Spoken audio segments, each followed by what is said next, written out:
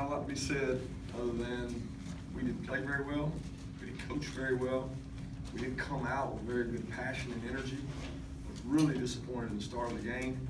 It kind of lost momentum for the whole half from there. Thought we got momentum in the second half. Offense got some things going, got some juice, got the fans into it, and then we completely lost momentum on the third down conversion by them. Really had stopped them defensively. That was a huge play in the game. It got momentum back for them, and then we really could never regain it offensively. But we've got to improve on special teams. We're not very good special teams right now. I was pleased that Rodrigo made the field goals, but it's all the other things that are costing us. You know, the field never got flipped in the first half. They controlled the field position the whole half. With shaky punting themselves, they still flipped the field position on us. And we were inept in the running game. We couldn't get the running game going. And hey, give their defense credit. Their kids played hard. They got good players on defense. They stopped us from running the ball. And we didn't do enough. We didn't make enough plays to win the game. But that all starts with me. That responsibility falls on me. And I told the players that. We've got to improve as a team. In order to beat teams like that, we've got to get better. Another question. Kirby, was there any thought after they called a timeout at the end to change the play that you guys ran on 4th and 1? Yeah, absolutely. We talked about it over there, and they had run the same stunt 2 or 3 times earlier in the game. They were looking for the inside zone play, which we had run 2 or 3 times earlier in the game. They had stopped us each time, and coming out of the timeout, they ran the same stunt, which I wasn't sure they would because they just showed it. And they did, where they put everybody up in the middle and plug. And we really thought that we had the exact defense we wanted. We were ready to call timeout if we didn't. We felt really good about it. I mean, we had numbers, we had everything to get the first down. The guy came off his block. So you would have called timeout if they didn't stunt? I would have called timeout if they weren't blitzing up the middle. But once I saw the blitz up the middle, we had the call we wanted. What led to the decision not to go for the 54-yard field goal? Them mainly, we knew it was a little bit out of his range. We were hoping that we could get them either offsides, and when they put a guy back deep to return it, that's a no-no in my history. We don't have many guys out there that can tackle him, plus 54's obviously out of his range. Now, if they'd not had somebody back there, we're going to snap it and kick it. But you know, they called timeout, which we thought they would. I didn't think he would call a second timeout, but he did. And then when he brought the guy from the sideline out, I immediately wanted to throw the Hail Mary because they didn't have their defense out there. They had their kick return, and they were in panic. So the hope was to get 12 men on the field, get 5 yards, and then we would kick it.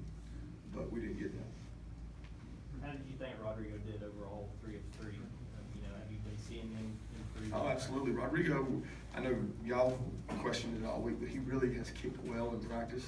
I mean, he was like 16 or 17 this week in practice with us doing more. So we were really confident in Rodrigo, which is why I was sitting there thinking, could he hit the 54? It was out of his range. But when I saw the returner back there, that's a no-no. Coach, you feel like specifically the play that you were talking about, Ralph Webb goes 37 yards on 3rd and long, and you guys have kept him bottled up. What do you think, where was the breakdown on that play specifically?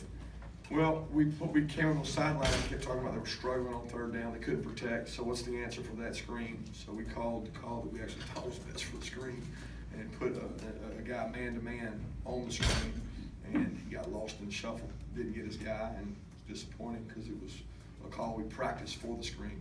You know, Mel had actually told them going out there, hey, the next 3rd and long, we're going to call this. We're calling for the screen. So that was really a momentum swinger because, to be honest, guys, they should not have gotten 100 yards total offense against our defense. We got a better defense than they do offense, and we didn't do it. That play was a big swinger.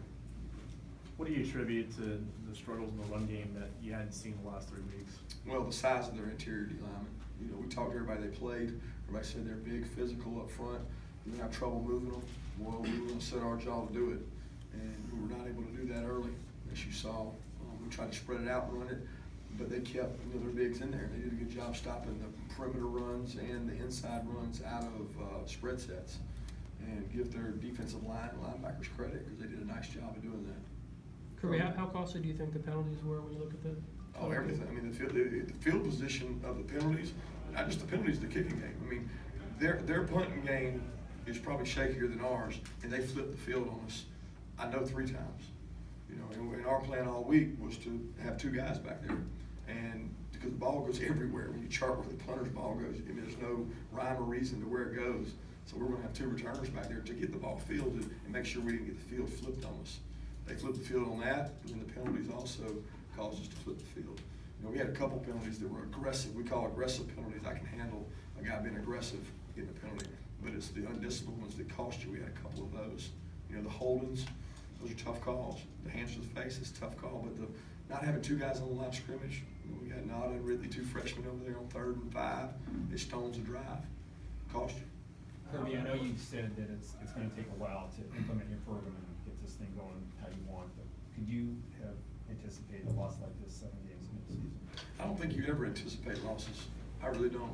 I don't anticipate losses.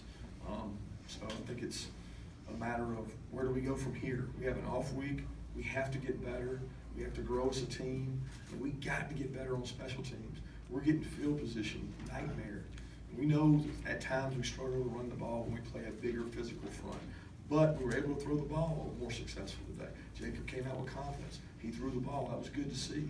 But when you get the field flipped on you in special teams, it's so disappointing. And then to give up the momentum of the game defensively is disappointing. So, I mean, I can't say that I ever anticipate a loss. Also, it seemed like there were a number of times where there was some confusion getting, I don't know if it was Jacob trying to read the play coming in or slowness in getting the play in. What was going on? Well, when you go to a huddle, you have to get everything from the sideline. So most of the teams we play, very similar to us, they're spread and they're at the line.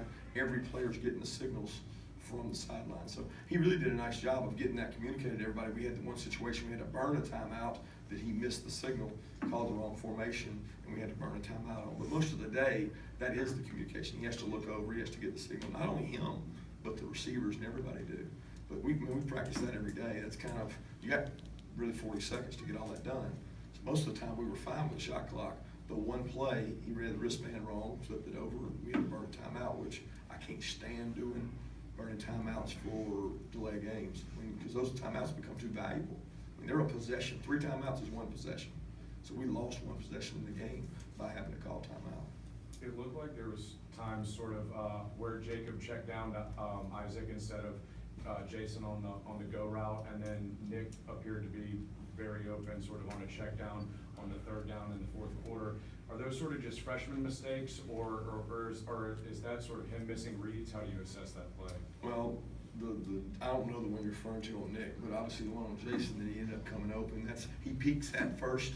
He thought that the corner was sitting high enough that it wasn't there, so he went to his second read, and he probably came off that too early. I'd agree there, and I think he knows that. You know, he missed that one, but he ended up hitting Isaac for 10 or 12 yards. And it was a play that we repped all week, and he peeked Jason every day, and he just didn't think it was there. But it probably obviously was. Look at, I mean, it's just hard to believe y'all lost this game, kind of. Is that what it feels like for you? Absolutely. Sickening. You know what it is? Special teams, Yeah. penalties. And we've talked over and over and over about special teams and taking pride in that. The field position game in the first half was killer. To see those balls fly over our guys' heads and zing back there, and we lost, I mean, I don't know, 50, 60 yards on that one punt that went over Terry's head. So it's hard. How do you, I mean, like, you can address that in recruiting, but how do you deal with that now? I mean, is there any magic? Absolutely, you can deal with it now. You can get better. I mean, we got to have alternative kicks. We got to get better personnel on there and challenge guys. I mean, Reggie's mistake coming out of the half. It's just a comedy of errors when you start looking at what's happened back to back on special teams. And what's really ironic is that we talked about that all week. They corner kick and they're almost out of bounds. If you catch the ball with a foot out of bounds, it's a penalty on them. And he caught the ball with a foot in bounds and then stepped out with the next one. It's a poor decision and judgment. He could have let the ball go. It goes out of bounds, great. It goes out of the end zone, great. But nothing good comes out of going over there messing with that sideline. Kirby, I know you said you like Vandy's defense on that 4th and 1, but is there a part of you that says we have to give the ball to Nick Chubb? Yeah, you think about it, but when they do what they've done on 3rd and 2 and 3, you kind of know their tendency, so you know what they're doing. And we go up there and say, okay, this is what they're in there, and Bear might shoot. They got everybody plugged up the middle, telling you you're not going to run in the middle, and they've done it all game, and they've stopped you all game. All right, so we come out and run what really is the best play for that set. When they're all plugged in the middle, you got to be willing to go outside, and we did. And the guy missed his block, came off his block. They stopped us. But looking at what they were in, it was the right call. I didn't think they would do it twice, to be honest with you, what they did. And I know you probably may not be able to process this really deeply with film, but do you feel that all at any point the play calling got a little predictable? It seemed like there were a number of possessions where you guys went run, pass, one run, pass, one run, pass. And that's how. I certainly didn't feel that way. I felt like we had them a little bit in the second half. I felt like we had them off balance. We came out of the huddle fast, hit some things fast in the flat. We came out of the huddle quick, hit Isaac Nada for a touchdown, mixing it up. We were trying to establish the run still in the second half, because when you become one-dimensional, pass, run, you're predictable there, and they just rush you. You know, it's frustrating anytime you're not successful, and we look at everything internally. But to be honest with you, I felt that the kids had an opportunity late in the game to run the ball, and the offensive line wanted to do that. We weren't doing that with much success. And I again, give their front credit. And the freshman quarterback can handle so much. He handles that part well, throwing the ball, getting it out of there, getting the ball out quick. He likes a lot of those quick plays. So I was pleased with that. I'm not pleased with the result by any means. Coach, you've been understandably harping on special teams, and yet this might have been the best day for your field goal team. How does that kind of fit into everything that happened today? Well, it fits in that one part was good, but the whole wasn't. I mean, the critical deal of the day was we didn't punt the ball real well, and we were backed up a couple times, and they got returns. Right, so we could never flip the field on them, and then their punts went a lot further than ours. So we lost the hidden yardage battle bad. And the kickoff return flips at 90 yards or something. So, I mean, it's good as that was field goal kicking. It's the other stuff that's not acceptable. Jacob was able to find several different receivers in the passing game. Just how big was that in the passing game, being able to make it? It's great confidence. It shows he can throw the ball, which we never doubted. They gave us some things in some soft coverage we try to take advantage of with RPOs. And, that was a good addition to our offense, being able to run the RPOs, but those aren't always there. You know, when you play some teams, they try to take those away. These guys didn't, but they did take the run away, which made us one-dimensional.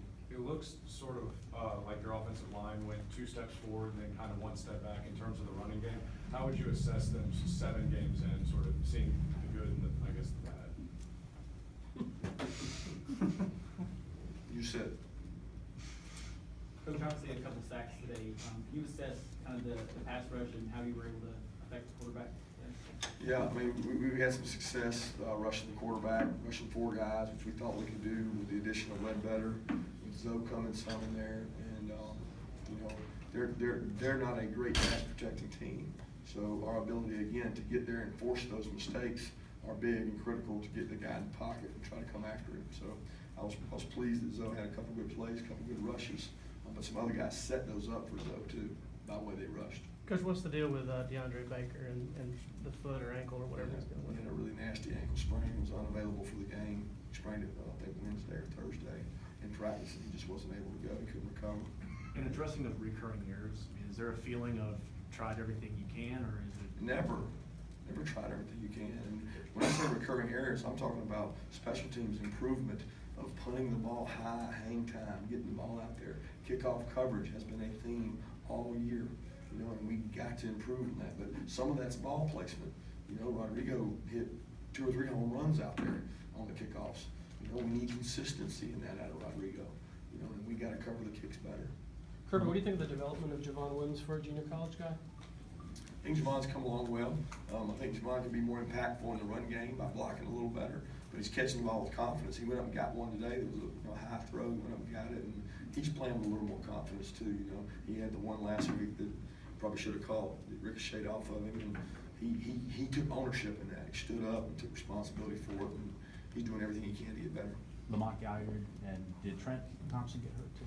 I'm not sure on Lamont. Lamont had a back spasm, got hit in the back, and I'm not sure exactly where he's at. I didn't talk to Ron about it, but he didn't come back. Did Trent have something? Not that I'm aware of.